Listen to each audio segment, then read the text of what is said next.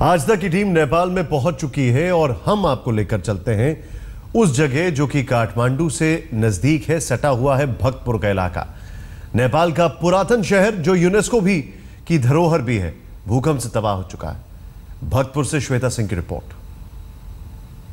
इन चौड़ी गहरी खौफनाक दरारों में आजकल काठमांडू अपनी सवेरे को तलाशता है, अपनी सुबह को तलाशता है कि कौन सा दिन ऐसा आएगा जब झटके उसे छोड़कर चले जाएंगे, जो यहाँ पर जलजला आता है जिससे अचानक शहर के शहर, गांव के गांव हिल जाते हैं। जिस दरार में मैं इस वक्त खड़ी हूँ, इसके नीचे भी और जाने की गुंजाइश है। ये करीब 8 फीट से अधिक की दरार हो गई है। ये कभी एक सड़क हुआ करती थी। हम यहाँ से बाहर निकलने की कोशिश करते हैं। ये बेहद चौड़ी दरार यहाँ पर, और यहाँ पर रहने वाले लोग मजबूर हैं कि इसी से होकर उन सबको निकलना है। आप लोग यहाँ पर रहते हैं? यहीं पर रहते हैं, करीब में यहीं इसी घर में रहते हैं हम लोग। ये जब फटी थी, ये रोड सड़क फट गई थी, उसके बाद तो आप लोग सवेरे जब देखा होगा आपने? 11:58 का समय था जब हम ऊपर थे। ऊपर से थोड़ी सी धक्का महसूस करने के बाद नीचे आ गए। नीचे आकर जब देख रहे थे तो दूध उबलने की तरह ये उबल रही थी, एकदम आंखों के सामने हुई है। दूध जैसे उबलता है ना, वैसे ये उबल रहा है। ये नीचे का देख रहे हैं, ये सीधा था ये दूध। हाँ, ये वाली रास्ता। ये जो सड़क जिस पर देख रहे हैं बाइक्स को आते हुए इस वक्त, ये रास्ता सीधा सपाट ऊंचा हुआ करता था। ये बिल्कुल धंस कर नीचे जा चुका है। ये आप बताएं, उस दिन जब ये सारी चीजें आपने देखी थी और उसके बाद से अभी भी झटके आते हैं? जो हम ये सामने वाली घर में रहते हैं जी, हम उस वक्त हम खिड़की में खड़ा था। हम खिड़की के सामने खड़े होने के बाद हम देखा कि बाइक इधर गिर रहे हैं। इधर रोड पर चलते चलते बाइक गिर रहे हैं, गाड़ी ठोक रहे हैं। फिर हम देखते ये जो हम खिड़की से आपने सामने देखा कि ये इधर उमल रहा है, जो ये फट रहा है हमारा, जो आंखें के सामने हुआ है। तो अभी जब ये सारी चीजें यहाँ पे, तो छोटे छोटे बच्चे भी देखते हैं यहाँ से निकलते हुए, डर भी लगता होगा बच्चों की? कहीं डर लगता है, थोड़ा डर लगता है। अब ऐसा होने के बाद में क्या कर जाएगा? हम लोग बहुत डरेंगे। पानी वानी की व्यवस्था क्या है यहाँ पर? पानी आ पा रहा है? कुछ पानी का सब लाइन कट गया है, पानी नहीं, ये सब जमीन बैठ गया है 4.5 फीट। ये लेवल जो है ना, ये रास्ता का भी इधर तो पूरा मकान हो, तो 2-4 मकान सब नीचे धस गया है सब। वो अंदर जाकर देखें कैसे ऐसा हुआ है। अभी पूरा वो इसका हो गया। ये इसी लाइन ये पूरी सड़क यहाँ पर टूटी हुई किस तरीके से है, कितना खौफनाक है, वो अपनी नजरों से, हम कैमरे की नजरों से ये दिखाने की कोशिश करेंगे। इस दरार के साथ ही अगर हम चलते जाएं, इस दरार के साथ ही आगे बढ़ते जाएं, तो देखते जाएं कि जब प्रकृति का कहर होता है तो उसके आगे इंसान कितना छोटा, कितना निरीह नजर आता है। ये इतनी गहरी दरार और इतने छोटे छोटे जब बच्चे यहाँ पर रहते हैं, हम आपको दिखाएं, और इसी पर से होकर बच्चे, तुम लोग भी जाते हो अपना काम करने, सब यहाँ से इसके ऊपर से जाते हो?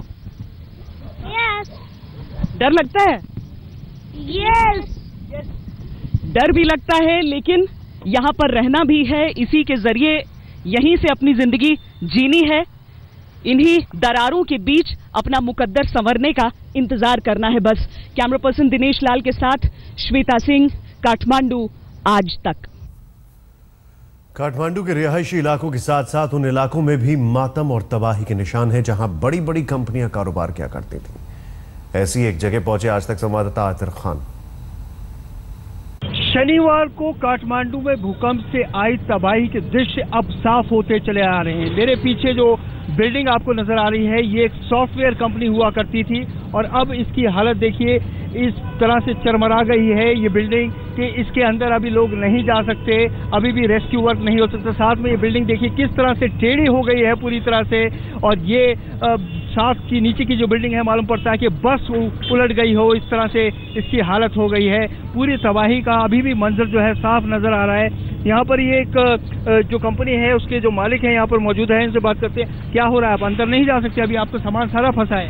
सामान सारा फंसा है, अंदर नहीं जा सकते। वो ऊपर से गिर रहा है, उधर बहुत डेंजर है, अंदर काफी खतरा है यहाँ पर। लेकिन साथ ही में अब यहाँ राहत का और बचाव का कार्य चल रहा है। साथ ही में मेरे पीछे आप देखिए कितने बड़े बड़े बुलडोजर्स लगाए गए हैं, जो कि यहाँ पर सामान जो है, जितना भी डेब्री है, जो यहाँ मलबा है, उसको निकाला जा रहा है। बड़ी बड़ी मशीनें लगाई गई है, लेकिन डर यह है कि इसमें अभी कई लोग मरे हैं इस बात का डर है। उनकी जो लाश है उनको निकालने की ये प्रक्रिया अभी पूरी चल रही है। ये पूरी जो नेपाल की सेना है वो यहाँ पर इस काम को अंजाम दे रही है। लेकिन यहाँ पे एक खास बात यह है कि लोग अभी तक जो है अपने घरों में नहीं गए हैं। दिन में भी बाहर यहाँ पर सोते हैं, उठते हैं, बैठते हैं, घर में जाने को कोई भी तैयार नहीं है।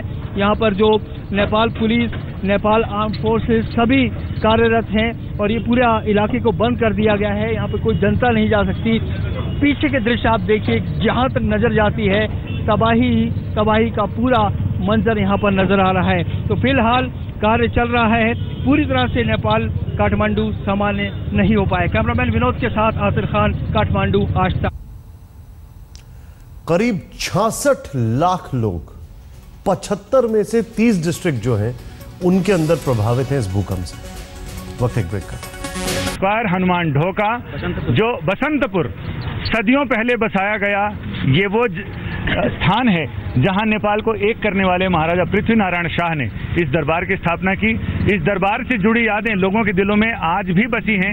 इंद्र यात्रा के समय जब देवी की यात्रा होती है उस समय क्या यादगार है, आप लोग बता सकते हैं? इसमें क्या होता है? इसमें तो नहीं, राजा तो पहला जो राजा होता था इसमें आकर सिर पहनता था। जो राजा जो देश विराट होता था तो उसके बाद में यहाँ आकर सिर पहनता था। ये पहला सा ही ऐसा ही चल रहा है। ये पहला का दरबार है, मल्ला काल से नहीं है ये दरबार, ईस्वी काल से ये दरबार पहला से दरबार है। और यही वो जगह है जहाँ पर राज्याभिषेक हुआ करता था नए राजा का? यहाँ यही है, यही जगह है। पृथ्वीनारायण शाह से पहले से भी ये दरबार है, मल्लकालीन दरबार है। ये मल्ल राजा जो आज से लेकर के 700 वर्ष पुराना उस समय का इतिहास है। ये मल्ल राजाओं से लेकर शाह वंश तक हर एक राजा ने यहीं पर अपना राज्याभिषेक कराया, यहीं से राज किया और यहीं पर अपना श्रीपेंच पहली बार धारण किया और उसके बाद से वो श्री 5 श्री 3 महाराजाधिराज घोषित हुए। राज दरबार, राज्याभिषेक का साक्षी ये महल, ये स्थान आज भूकंप से इस बुरी तरह प्रभावित है कि इसकी हर दीवार में दरार दिखाई पड़ती है।